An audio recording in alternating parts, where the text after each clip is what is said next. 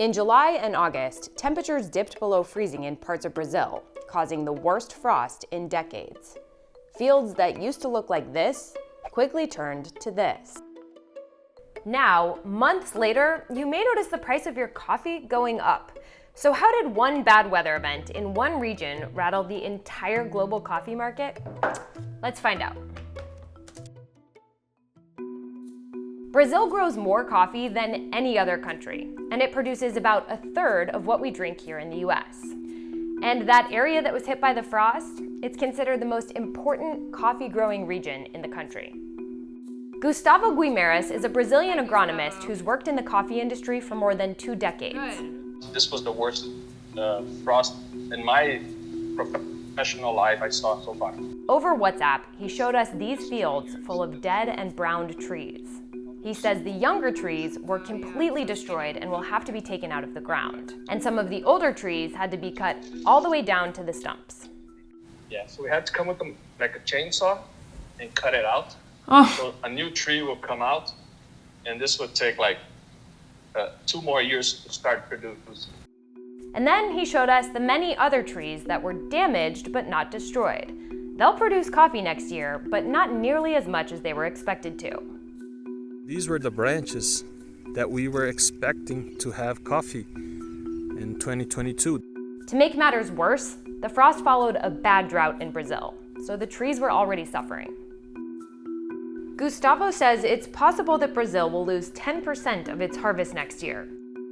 To put that in perspective, that basically equals 20% of what Americans drink in a year. How many years do you think it will take Brazil to bounce back from this? Tough question. I would say at least 3 years. 3 years, if the weather is good. Exactly. So clearly there's a coffee crisis in Brazil. But why is it a big deal for the global coffee industry and all of us coffee drinkers? For that, I called Carlos Mera. He's been researching the coffee industry for 15 years, and his name frequently pops up in journal articles. He says the bean that's been affected in Brazil is the same kind of bean that's most commonly consumed here in America. Brazil produces mainly Arabica, which is the type of coffee that you're likely to find in a sort of mid-range to upper range blend in supermarkets, but also in coffee shops. Adding to the problem is the timing of the frost. Arabica beans naturally cycle between weak and strong years, and this was already supposed to be a weak year, so farmers were banking on next year's harvest to boost their stockpiles. That's a big reason why the market reacted sharply when the frost hit. The price of Arabica beans soared to 6-year highs as traders worried about a lack of supply. Those prices have remained high, and now you may start to notice them being passed along to you depending on where and how you drink your coffee. Giant coffee companies like Starbucks buy their coffee more than a year in advance, and so far, Starbucks has said it's not worried about its supply. But small and mid-sized coffee companies can't afford to buy all their coffee that far in advance, and they're definitely feeling the pinch. Owners of coffee companies that I talked to said Brazilian beans are 75% more expensive than they were just a few months ago. And they say that what happens in Brazil doesn't stay in Brazil. If there's a shortage in Brazil, then demand for coffee from other countries rises, and so do the prices. On top of rising costs, coffee importers and roasters are dealing with the same supply chain headaches and rising shipping costs that are affecting other industries. And those factors are pushing prices higher too. So what does this mean for you and me and the millions of people who became work-from-home baristas over the last year and a half?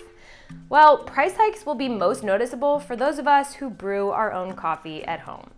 Carlos says the first thing to go will be discounts and promotions at supermarkets. And then later in the year, you're likely to notice the price of the actual bags of beans on the shelves going up. Back in Brazil, Gustavo says the extent of the damage won't be fully known until the new year, when the trees start to flower. It's a lot of risk. It's a huge investment. And with scientists predicting that extreme weather events could happen more frequently, he says farmers are calculating whether coffee is even worth growing at all. If you have strong feelings about coffee and how much you're willing to pay for it, leave me a comment below. And if you like this video, please subscribe so you can join me as I cover more news that's having an impact on our lives.